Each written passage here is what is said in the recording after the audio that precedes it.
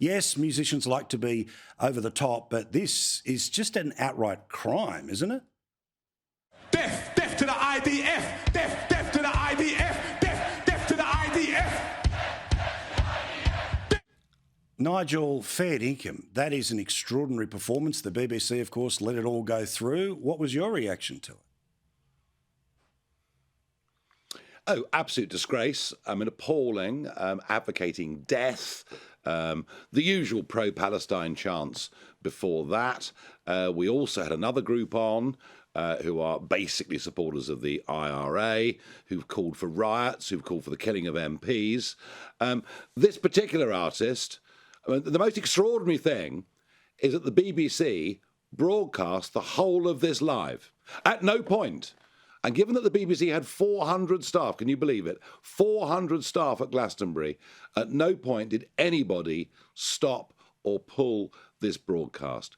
In the past, he'd said all sorts of appalling public things, digging up Margaret Thatcher, you name it, and the BBC had been found wanting. And, you know, there is always a debate in Britain about should we go on funding the BBC, should people go to prison if they don't pay the licence fee, and frankly, this row is going to run and run. What was allowed to happen and broadcast is a disgrace. What about the idea that in the UK there can be pretty serious criminal penalties for such public behaviours? We know that there's free speech and we want to defend unpleasant speech, but outright demanding the death of people is beyond any line any of us can defend here. Do you think this is going to become a proper criminal matter, or police tick and flick this one? I'm really sorry, Paul, but we don't know we have free speech in the UK. That's the point. We have two-tier policing, two-tier justice. The rot has now set in very, very deep. Can you imagine if anybody on that stage had advocated, killing Muslim leaders? I mean, they'd be in prison. Yep. They'd be in prison. This is all completely one way round. There's a woman called Lucy Connolly who put out one intemperate tweet, after the Southport murders, the horrific murder of those young girls last year. She's serving a 31-month prison sentence, and to date, no charges have been brought either against this guy or kneecap the Irish Republicans who've advocating killing members of Parliament, literally killing members of Parliament. So we have a completely twisted, bent judiciary and police force now. I'm sorry to say that, but that's how it appears to me and many millions of Brits. I'm with you. Here.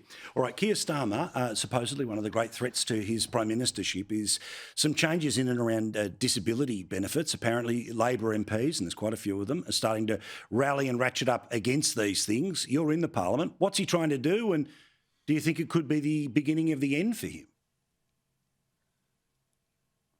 He's U-turned now on several things. He's U-turned on the winter fuel payment to pensioners, very much under pressure, I have to say, from us. And on event after event, the man keeps U-turning. Now he's put forward a policy that would modestly reduce the ballooning size of our disability benefit. I mean, think about this. 1 in 10 Brits of working age is now on disability benefit. Wow. 1,000 people a day are joining disability benefits. But he has so lost control of his party, and the left is now very, very much in the ascendancy, that he's put forward these proposals. An overwhelming number of his own MPs, they wouldn't vote for it. Now he's put forward a series of amendments which, believe it or not, would give us two-tier benefits, different benefits for those on the system today to those who might join tomorrow. This is a Prime Minister losing authority. And I thought the biggest clue of the lot was last Friday. He was being interviewed, because don't forget, it's 1 year on since our general election. And in response to the rising reform vote in the Midlands and the North, he said we're at risk of becoming a country of foreigners because of immigration. And that was all to tack towards us. And now he says he deeply regrets saying it. And he hadn't read the speech properly, which means the man's a puppet.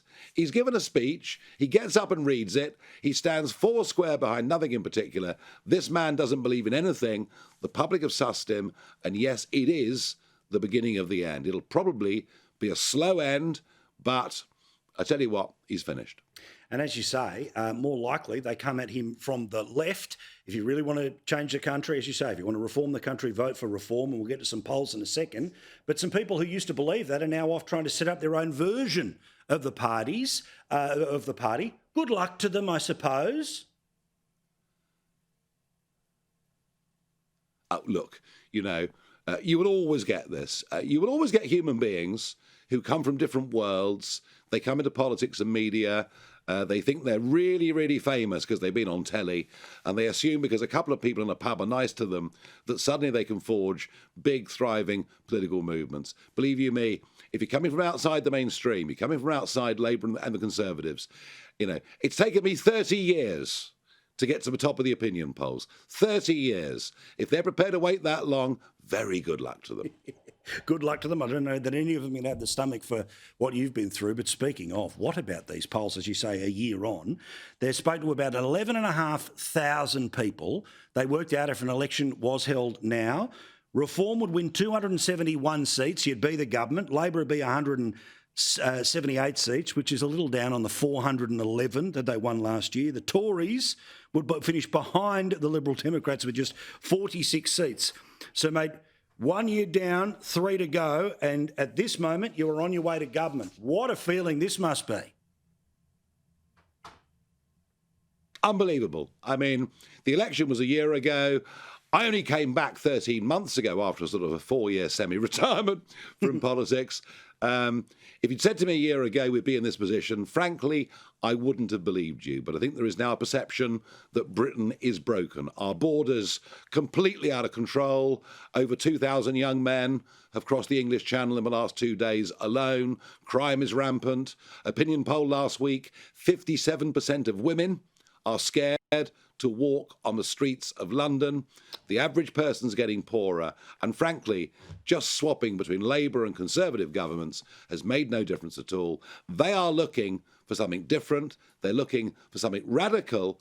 And in me, they know what they're getting. No question. Mayo, thank you, mate. Look forward to seeing you again next week. Nigel Farage, of course, the leader of the Reform Party in the UK, on its way to government, maybe just 3 years from now.